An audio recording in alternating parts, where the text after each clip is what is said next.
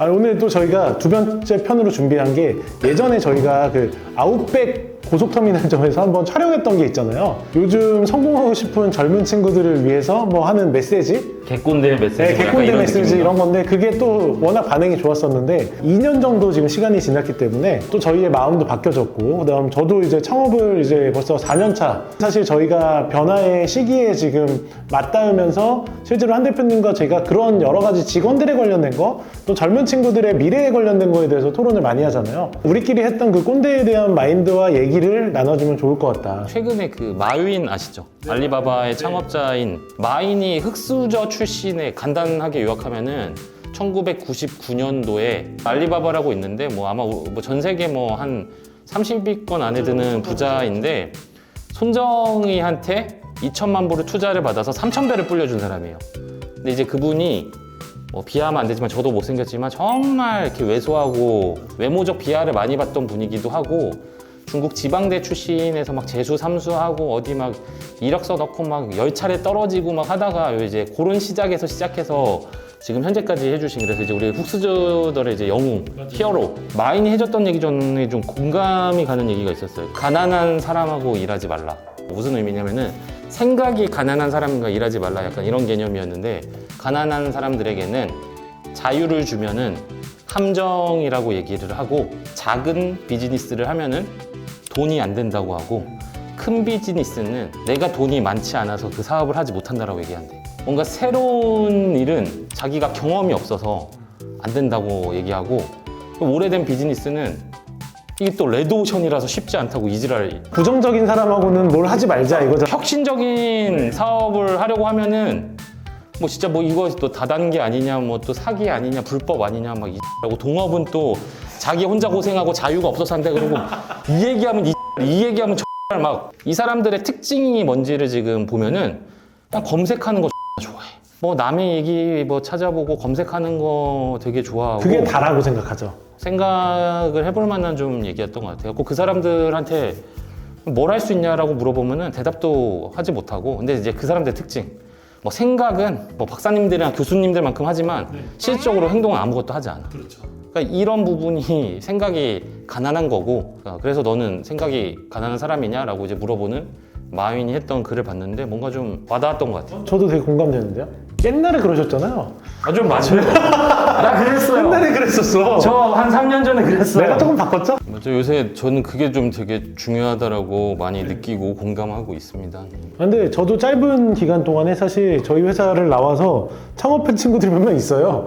네, 그런데 저도 나갈 때마다 제가 꼭 했던 얘기가 있거든요.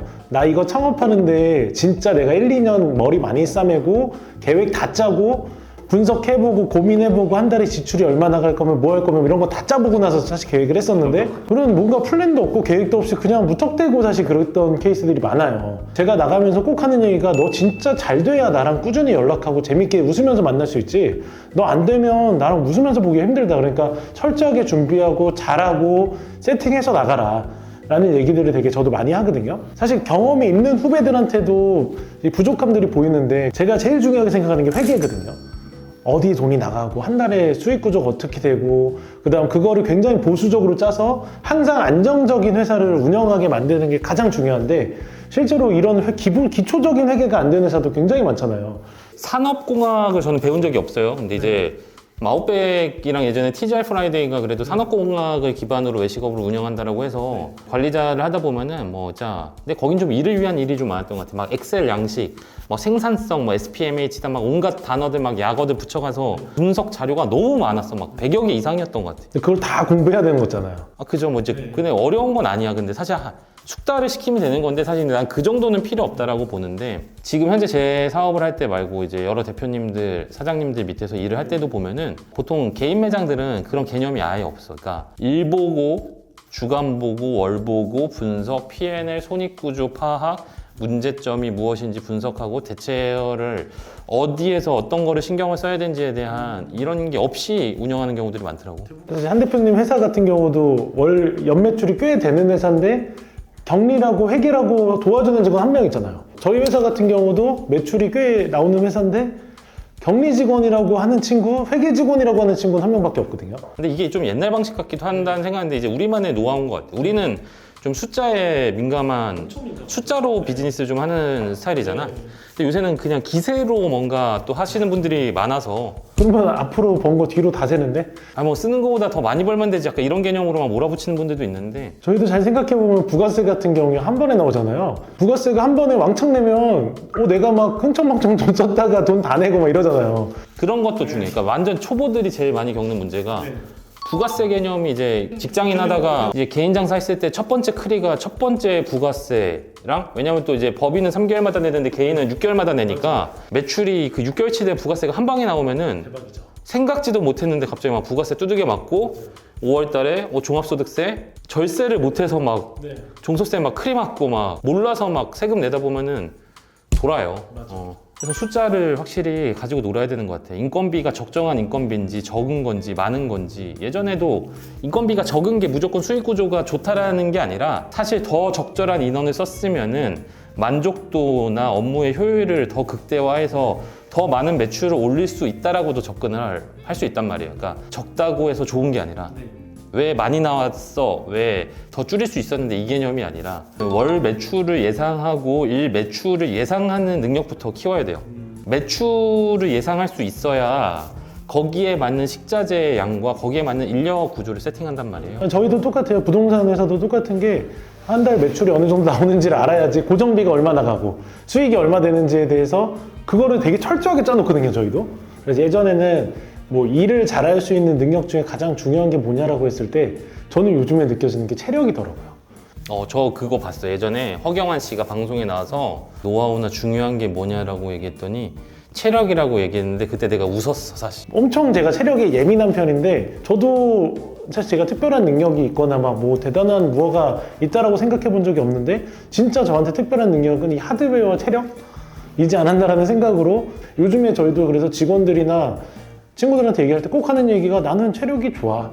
그래서 365일 일할 수 있어. 저한테 포커싱이 하더라고요. 네. 뭔가 세상 사는 게 나이가 조금씩 들수록 아직 엄청 많은 나이는 아니지만 상투적인 내용들, 그러니까 우리가 아는 내용들과의 싸움이라는 생각이 좀 들어요. 어렸을 때도 다들 선배님들이나 주변에 이제 먼저 경험한 사람들이 얘기해 주는데 그냥 아무 좋은 얘기, 맞는 얘기 그냥 하고 흘려버리잖아요. 자기 상황이 오면 이제 그때 공감이 가는데 그러니까 결국 무슨 말이냐면은 그 감정을 지금 나중에 알 거를 본인의 이제 자의식 해제를 통해서 뭔가 조금 더 빨리 캐치할 수 있는 게 결국 그게 능력인 것 같고 그걸 하기 위해서 체력 관리랑 건강 관리를 하는 게 제일 중요하다는 생각이 듭니다. 저는 한 살이라도 더 젊을 때 더 건강하고 체력이 넘칠 때 많은 걸 해보고 싶거든요. 저는 지금 우리 김 대표님이 하는 얘기가 사실 마음에 와 닿아요. 오히려 좀 뭐 다 그런 건 아니지만 주변 사람들한테 이런 얘기 하면은 다 뜨뜻미지근해. 난 근데 그게 좀 뭔가 차이가 있다라고 느끼는 게. 사실 저희 직원들한테 제가 맨날 하는데 별로 안 좋아해요. 나도 마찬가지야. 나도 이런 얘기하면 우리 애들 안 좋아하는데 그러니까 뭐 우리끼리 좋아하잖아. 막. 맞아. 아니 근데 예전에 생각해보니까 형이랑 최근에 공감했던 내용 중에 하나가 피자스쿨 알죠?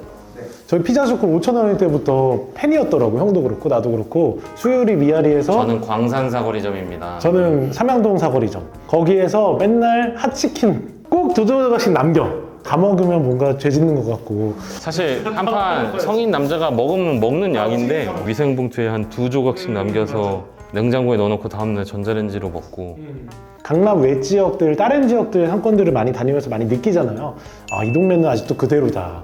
아직도 약간 여기는 뭔가 오히려 더 기회의 장이 될 수 있겠다. 약간 이런 생각도 들어서 시야를 좀 우리가 넓혀보자라는 생각도 하잖아요. 강남이나 이쪽은 사실 경연대회 같은 느낌이에요. 누가 더 잘 만들고 세련되고 기존에 없던 걸 만들고 각자의 능력을 뭔가 겨루기를 하는 느낌이라면은 요거 살짝 이제 벗어나면은 약간 생존을 위한 싸움 뭐 이런 게 많잖아요. 그래서 상대적으로 멋있고 좋고 잘 나가는 것들에 대한 시장도 있지만 외곽에 작고 이런 자영업이나 작은 이런 분들이 분명히 잘하시는 분들도 많을 거야. 저도 그래서 요즘에는 생각을 좀 전환해야 되겠다고 생각한 게 지금 그냥 우리가 맨날 있던 동네에서만 약간 타성해졌다 보니까 이게 답인 것 같다는 생각이 들 때가 있는데 친구들이나 주변 이제 또 후배들한테도 하는 게 리플레시를 많이 해보라고요. 어디 가서 한번 생활해보고 재미를 느껴보고 하면 실제로 우리가 조금만 시선을 넓히면 돈 벌 것도 많고 그 다음에 기회가 있는 것도 훨씬 많더라고.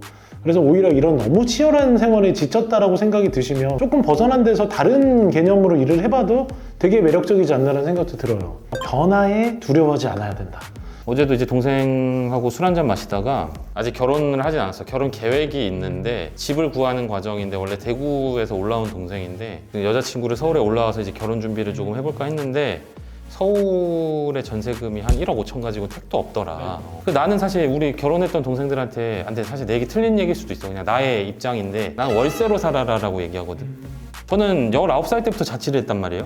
근 15년 이상을 월세를 내고 살았어. 보통 대부분의 사람, 아닌 사람도 많지만 부모님하고 살잖아요. 그런 애들이 특징이 월세를 내는 거에 대한 그 부담감이 어마어마하게 크더라고. 그런 친구들이 리스킹 테이킹을 하는 뭔가 주도적이고 도전적이고 본인 비즈니스를 하는 데 있어서도 살짝 좀 보수적인 성향에 띈다라는 생각이 좀 들었어. 마치 익스플로러를 쓰면은 좀 올드하고 크롬을 쓰는 사람이 좀 더 생각이 열려있다. 뭐 약간 오리지널스 책에도 나오는 것처럼 임대료나 월세를 줄이기 위해서 전세 매물을 선호하는 사람들이 도전적인 성 경향이 조금 낮게 측정되지 않나. 그 예전에 우리가 그런 얘기하고 있잖아요. 뭔가를 얻으려면 걸어야 된다. 사실 젊을 때 사실 도전적이어야지. 결국은 모든 책임과 모든 상황은 다 자기가 책임지는 거고 잘 돼도 자기 탓이고 안 돼도 자기 탓이니까 그래도 그렇게 건 만큼 뭔가 하려고 노력하면 되는 거죠. 이제 이 방송을 보시는 물론 저보다 훨씬 성공하고 대단한 분들도 많이 보지만 또 그냥 방송 재밌게 보는 젊은 친구들도 많이 보는데 저희도 뭐 다르지 않았던 인생을 살았던 것 같아요. 그냥 평범하게 살았고 평범하게 사실 여기까지 왔는데 지금까지 왔던 원인을 생각했을 때 우리는 참 행동력이 빨랐고 항상 그래도 체력 관리도 열심히 하려고 했었고 긍정적인 생각을 많이 가졌었다. 약간 이런 게 우리의 원인이지 않나라는 생각이 근데 듭니다. 저는 아직 부족하다고 느껴요. 많이. 저희가 오늘 또 이런 꼰대 같은 얘기지만 오랜 시간 또 이렇게 즐겁게 들어주셔서 감사하고요. 안녕.